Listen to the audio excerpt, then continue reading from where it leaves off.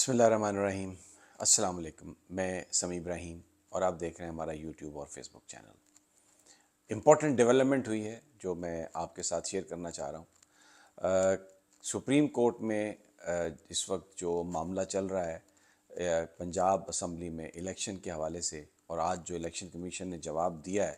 جس کے مطابق وفاقی حکومت نے نہ تو پیسے دیے ہیں اور صوبائی حکومت نے ابھی تک کوئی سیکیورٹی پلان نہیں دیا، تو اس پر جو وکلاء ہیں پاکستان کے،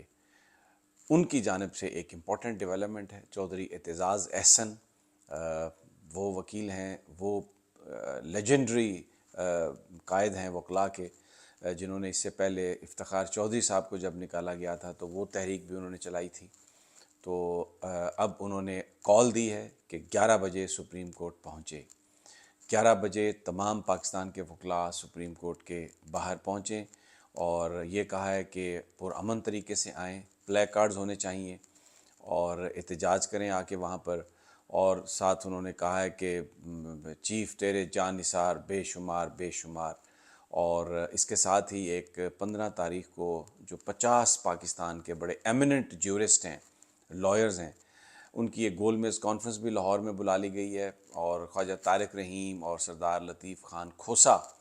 اس کو ہوسٹ کریں گے، اعتزاز احسن صاحب بھی اس کو ہوسٹ کریں گے۔ اور وہ جو اس وقت پاکستان میں جس طریقے سے آئین کا ایک مذاق اڑایا جا رہا ہے اور 90 دنوں میں الیکشن کی بات کو پیچھے کر دیا ان سیاسی جماعتوں نے،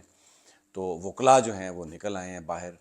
کال کر رہے ہیں پاکستان کے لوگوں سے، سول سوسائٹی سے اور وکیلوں سے کہ آپ لوگ نکلیں اور 11 بجے سپریم کورٹ کے باہر آئیں، اور ایک بھرپور گیدرنگ ہو اور ایک میسج جائے کہ آئین کی بالادستی کے لیے، آئین پر عمل درآمد کرانے کے لیے پاکستان کے وکلاء سپریم کورٹ کے ساتھ کھڑے ہیں۔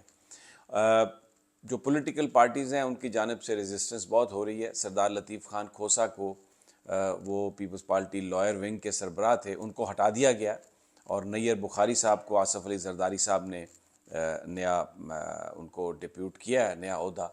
لیکن سردار لطیف خان کھوسا نے کہا کہ وہ پیپلز پارٹی ہیں اور پچھلے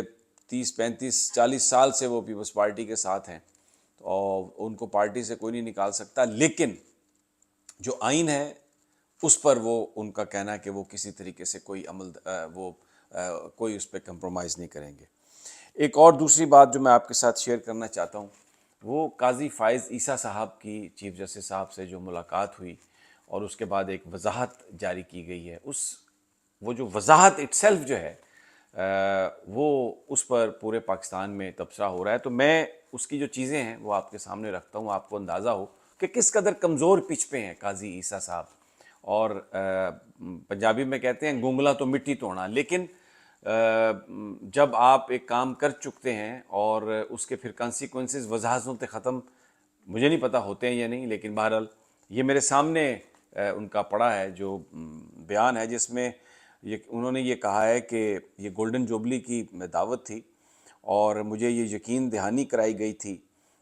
کہ یہ بالکل ایک غیر سیاسی ماحول ہوگا اور صرف آئین کی بات ہوگی، کوئی سیاسی تقریر نہیں ہوگی، اور اس نقطے کی وضاحت پہلے میرے عملے نے قومی اسمبلی کے ڈپٹی ڈائریکٹر سے کروائی، پھر خود میں نے براہ راست اسپیکر سے کی، اور اس کے بعد میں نے قبول کی جب مجھے یہ بتا دیا گیا۔ تو جناب بات یہ ہے کہ اس کا مطلب تو یہ ہے جو قاضی فائز عیسیٰ صاحب کے اس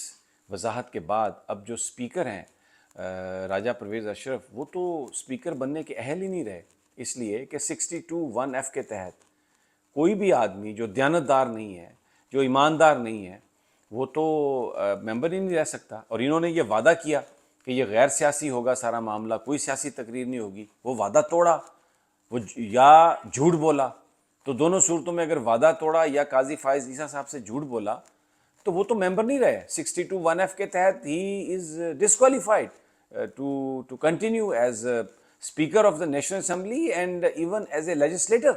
یہ تو ایک جو وضاحت ہے اس کے میں ثابت ہو گیا کہ راجہ پرویز اشرف جو ہیں وہ تو انہوں نے آئین کو توڑا ہے، اور جس نے بھی ان کو وضاحت دی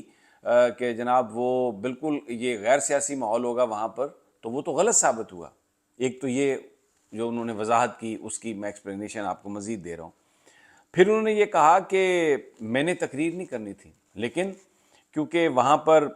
تقاریر ہوئیں، سیاسی بیانات دیے گئے، تو پھر میں نے بات کرنے کے لیے درخواست کی تاکہ کسی بھی ممکنہ غلط فہمی کا اندازہ میں اس کو ازالہ کر سکوں، اور پھر میں نے بات کی۔ سوال یہ ہے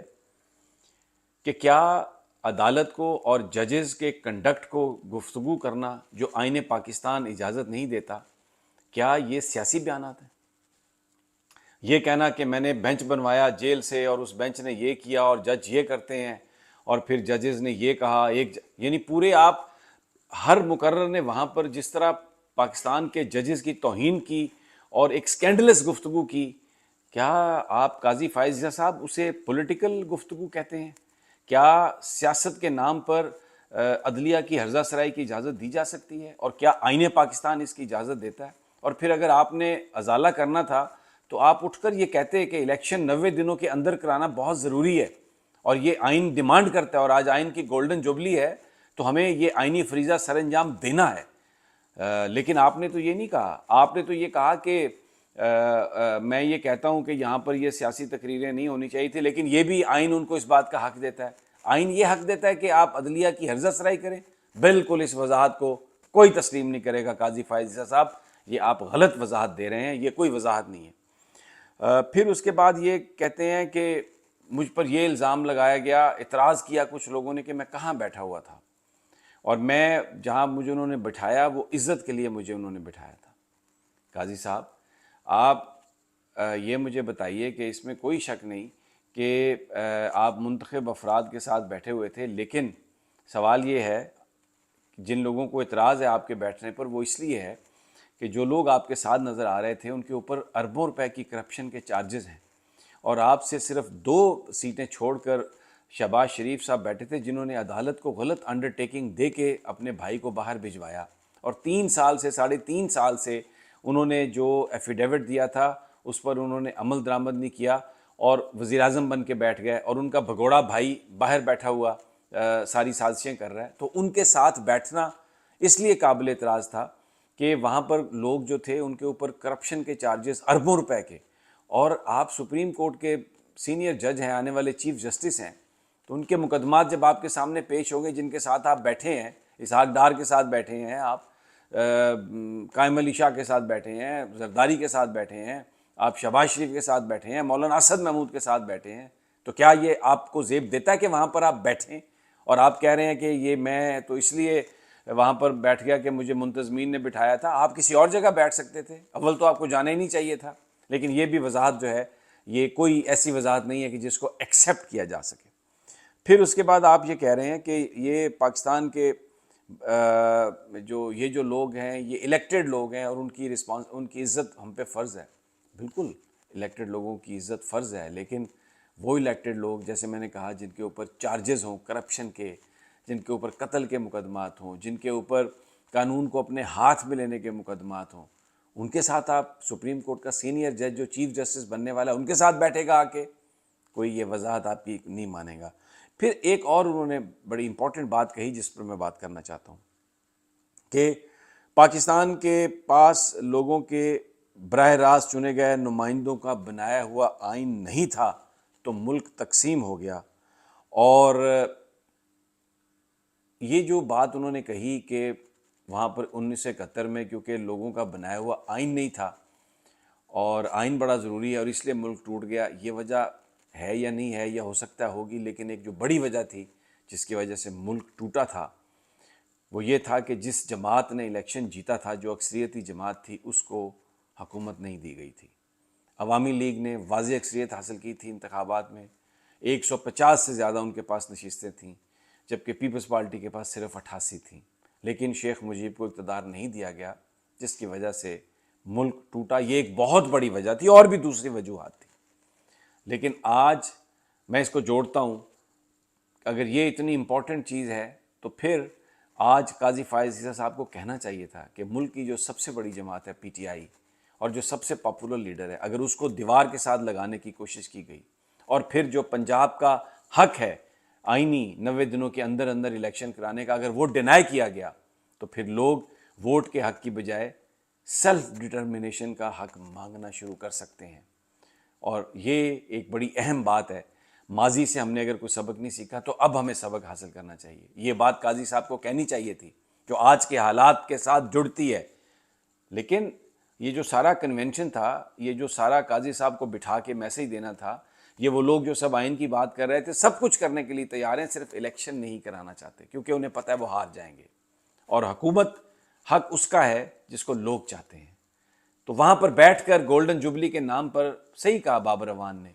کہ یہ آئین کی گولڈن جوبلی نہیں تھی, یہ آئین کی برسی تھی. اور قاضی فائز عیسیٰ صاحب نے جو وضاحتیں دی ہیں, ہو سکتا ہے وہ کسی اور کو ایکسیپٹیبل ہوں, مجھے بطور صحافی, بطور پاکستانی, بطور سمیع ابراہیم آئی ڈونٹ ایکسیپٹ اٹ. اس لیے کہ انہوں نے جو کچھ بھی جو بات کہہ رہے ہیں وہ نہ میرے دل کو لگتی ہے, نہ میری لاجک مانتی ہے, نہ میری عقل مانتی ہے. اجازت دیجیے, اگلی ویڈیو تک انشاءاللہ جلد ملاقات ہوگی. اللہ نے